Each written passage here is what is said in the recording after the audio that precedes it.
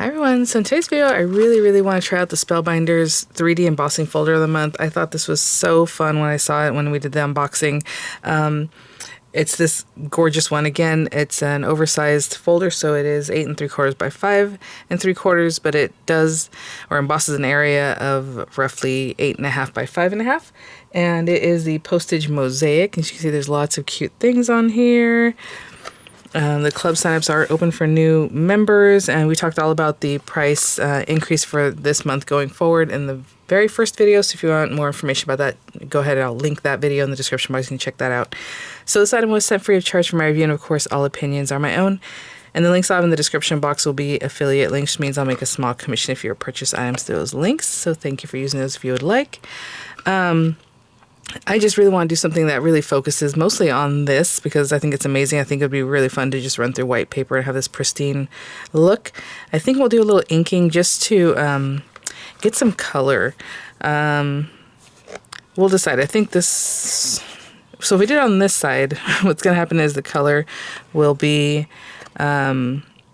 pushed into like this outer piece. So it just depends what you want. I think I want the background of each little stamp to have the color. So I think I'll ink this side and it pushes it into, so you know there's a positive and negative, right? So we're looking at, look how cute, little flower and everything. So really awesome. I'll probably get a sentiment maybe from the stamp of the month. I do have the dies that go along with that.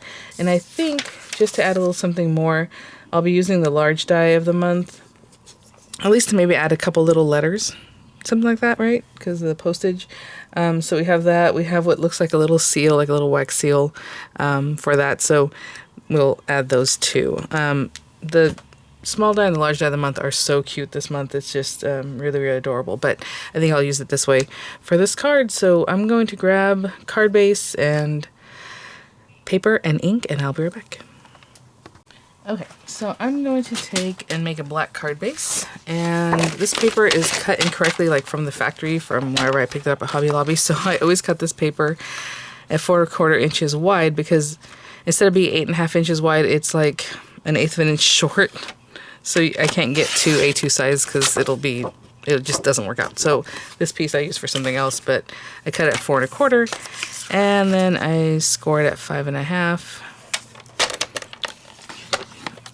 And I was going to make this card portrait like this, but like, why not make it in the other direction? I don't know. We'll see. So with this guy, I'm going to take this, and this is some textured paper, so just to add a little more texture to it. You don't have to do that. Nice plain piece of cardstock would be great, but I thought, why don't we try this and see what it looks like, you know. So this one is cut already a little bit small, so I'm going to do 4 1/8 by 5 3/8. That's the kind of matte layer I like. You can definitely use your Spellbinders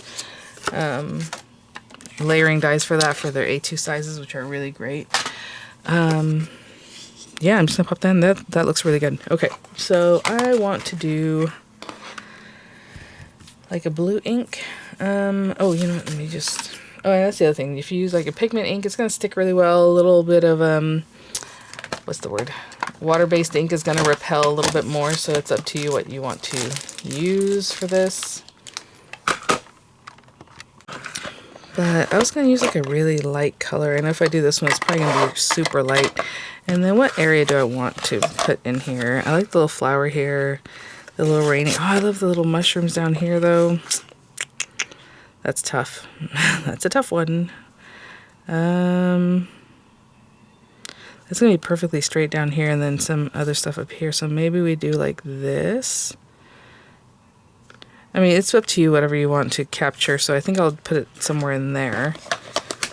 Just have a good idea of what I want to ink up. So we really want to just get this on the very top. You're not trying to really squish this down, and I got to remember that myself because this is very foamy, you know. So I want to just make sure I'm really just touching the top area, and hopefully I get this right because, like I said, there's not a lot.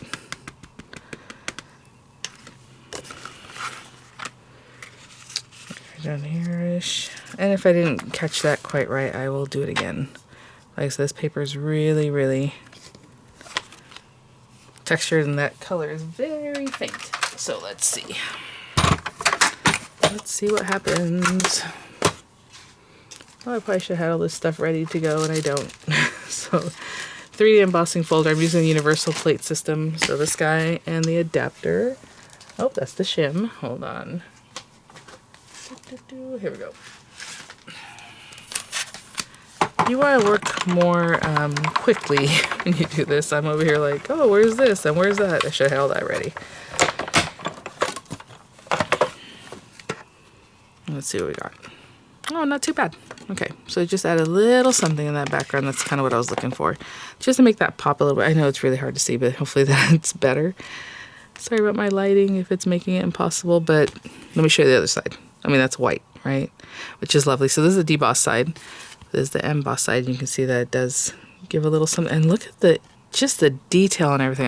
I'm telling you, their 3D embossing folders are amazing. They're the best. And then that guy, I'll just rinse that out and it's ready to go for another time. Let me put this away. I'll be right back. Okay. And I'm going to glue this right down, right there. And look how cute. Okay. And then our letters, do we want to make them white also, the same color, or the envelope can be something else? I mean, generally I like a nice white envelope, but there's a lot of white going on here, so let me think about what I want to do about that.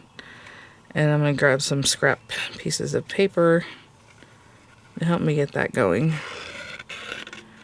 And again, with 3D embossing folders, you really want to get glue all over. There's tons of nooks and crannies just to make sure this stays down really nicely for us. I'm thinking maybe black envelopes. But I'll be right back. I just have some weight on this. So yeah, I think I'm going to go with black envelopes, And then with this little guy, I think I'm going to run it through in a way that I'll have some red seals. So just run it through some red paper and also run it through some gold paper. Okay, and I'll be right back. Okay, so I have my card under there, and I have all these pieces to play with. I think I'll do the gold in the background and then the red. And I mean, if you want to pop in like the little heart that came out, you can do that too. I think I'm just going to do the two colors and not go back with an inlay. So there's that. And I just made like a little circle of glue around the outer edge because I know the heart has a cutout. Didn't do the best job of that. So I'll do it again because we need it for both little guys, okay? I think this is really cute. Hopefully you can kind of see how the wax seal looks kind of like messy. It's not like a perfect circle. It's a little imperfect there. Cute. Okay, I'll do another one. I'll be right back. Okay, and then for these guys, we'll just pop that on there. Like I said, obviously, traditionally, you have a little white envelope, but I think I just wanted it to stand out a little more. These are so cute. Oh, wax seal. I mean, I'm telling you, just all the detail they do, it's just adorable. There's that guy, and this guy here. And we'll get that going. I think I'll just stamp this on some white paper. Letters are like hugs you can hold. And I'll just use the opposite side of this white paper. I'm going to stamp that right quick. Okay, so I just stamped that really quick. And then with the die of the month, I'm going to go ahead and cut that guy out. Okay, I just got that stamped. And actually, I think this is the one sentiment that the die of the month does not have. The clear die of the month does not have an outline for, so I'm going to use this guy again. And I used it in the Better Press video, and I also used it before whenever I cut out. The last time I just used this for the same reason, but you could obviously cut it out with other things. Even the large die of the month has this little cutie that you could cut something like that out with too, right? The outline for the mailbox wording there. But I think I'm going to cut this with this, but I'm going to do it like there. Maybe I use a shorter one, doesn't matter. I'm going to cut one side off, but I do want the little dovetail side to be super visible, so something like that. And, oh my goodness. I'm just going to tape that down and run that through. I'll be right back. Okay guys, so there is our sentiment. Like I said, I'm going to cut the other part of it straight. If I had planned on using this from the beginning, I probably would have centered the sentiment on my paper. That way I could get the whole length of that, but I'm going to trim it down to make it work. And, okay.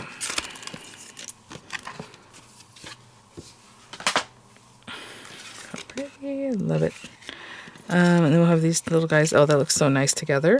And then a little something like that, you know? This is what I was envisioning. So let's see what happens. I'm going to glue these down pretty flat. Maybe a little higher up than where I put them right now. Lots of glue because there's a lot of ups and downs on this little guy. Like I said, I was going to cut this just wherever I feel like that makes sense. Hopefully nice and straight. Okay. This one I'm going to glue down here. I'm going to put dimensionals up towards the top.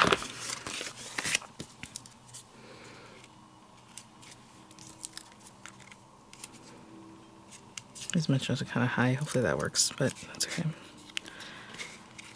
I want these to be like a little tippy. So I'll stick that down, then hold that. And I'll get some dimensionals in the back of this guy in the meantime. And if I have it here, you can see that that's going to be funky. So I'm going to put the dimensional over here on this side. You know, before I do that, just to make this pop a little bit more, because it is kind of blending into the background, I'm going to run this through some gold paper, just to bring that gold back out. And I don't need too much of it, maybe like that. And I'll be right back. Okay, let's see what we got here. And I'm going to just drop shadow this. So basically I need it to be like here-ish. I think that's good. And if it's a drop shadow, that means it's going to cut short a little bit. What am I doing? How come I can't get my scissors in there? There we go. About there. Okay, because if it is to this, you know, this other direction, you could have cut the same length and then done that, but I just kind of eyeballed it. So I'm going to glue these two together and then get some dimensionals on the back of this one piece. Cute. Okay, I'll be right back. Okay, so again, I just put some dimensionals behind that one part, and actually they're sticking out a little too much here. I can still see them. So I angled them the way I did. So let's just cut those little bits off. We don't smear this because it is VersaFine ink I stamp with, and that stuff does not want to dry for a very long time. And you know, that makes it stand out on its own, so I don't really have to put it on top of this so much. That's kind of what I had in mind. Like, it needed to pop from this too. But there we go. And that is our card, you know, focusing on that embossing folder, but popping in a little over the clear stamp of the month and also the large die of the month. And it came out really cute with a little help from the glimmer of the month die. So yeah, this one, the clear stamp does have 8 sentiments, but 7 of them have dies. So I just chose the one that did not have a die. So there you go. Thanks for watching, guys. I'll have images coming up. I'll have the links in the description box, and I will see you all at the next one. Bye now.